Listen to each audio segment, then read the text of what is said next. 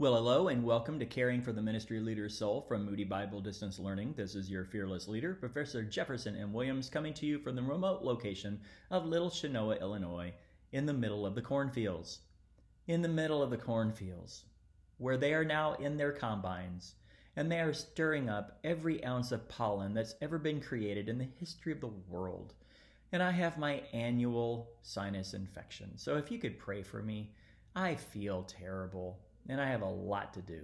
So, you like the do? Maxine did it. My wife did it. It's called the quarantine do, right? And a lot of the guys around my neighborhood, they're looking like this. And a lot of the dogs are getting very fluffy. So, I don't know about you, where you are. Some of you are in states that are going to be opening back up. We're in Illinois. That ain't going to happen anytime soon. It isn't, I promise you. We're stuck. So, at least until May 30th. So, okay, week 7. Week 7, we're here. Now, you are going to be reading Eugene Peterson's The Contemplative Pastor, which is very helpful. And in your discussion board, you're going to be talking about the idea of unbusy, subversive, and apocalyptic in ministry, and just what do you need to grow in. That is your discussion board. But what is due? Week 7, your historical figures in her life paper. Yay! And there was much rejoicing. Okay, several of you have already turned it in. Rock stars, way to go. Let me just tell you a couple of things about this paper. Number one, first, it should be double spaced. Please double space it.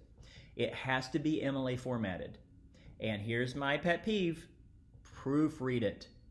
There should be no misspelled words in this. No misspelled words. You guys have spell check. When I was in college, I didn't have spell check. There was no spell check. I had to learn to spell. It was terrifying, but now you have spell check. You have Grammarly. Read it out loud. Short, concise sentences, okay? College level writing. I'm telling you, if it's not college level writing, it'll kill your grade. So make sure that you pay attention to that. What you're going to do is let me just read you and give you some practical advice about this paper. There are 8 questions here. Who were they? What context or historical period were they situated in? What do we know about their family background, their key relationships? What significant events occurred in their lifetime? How would you describe their walk with the Lord? What do we know about their theological formation, spiritual formation, worldview formation? Did they encounter any suffering and trauma? How did they respond? In what ways did their inner life affect their outer life? What are the implications, lessons for their life for those of us in ministry or headed into ministry? Those make fabulous section headings. Yeah. There you go. So those make fabulous section headings, and that keeps you organized if you want to do it that way. You don't have to, but what I want to do is I want to just focus you in on this.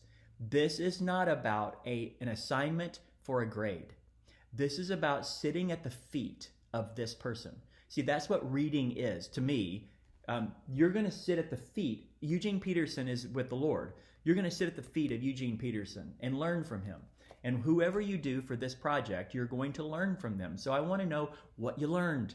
What can you take away? And I would just highly recommend, as you get out of school and you're able to read things you want to read, that you would start reading biographies of great Christian people.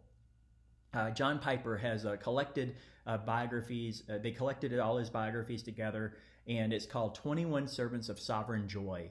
And it's Spurgeon and Moody and Simeon and all these people that I knew their names, but I didn't really know their lives. So I would encourage you to read biographies. So that's it. There is no question of the week. This is a week that you focus on your paper, okay? If you have any questions or comments or prayer requests, please let me know. If not, then we will do week 7 together.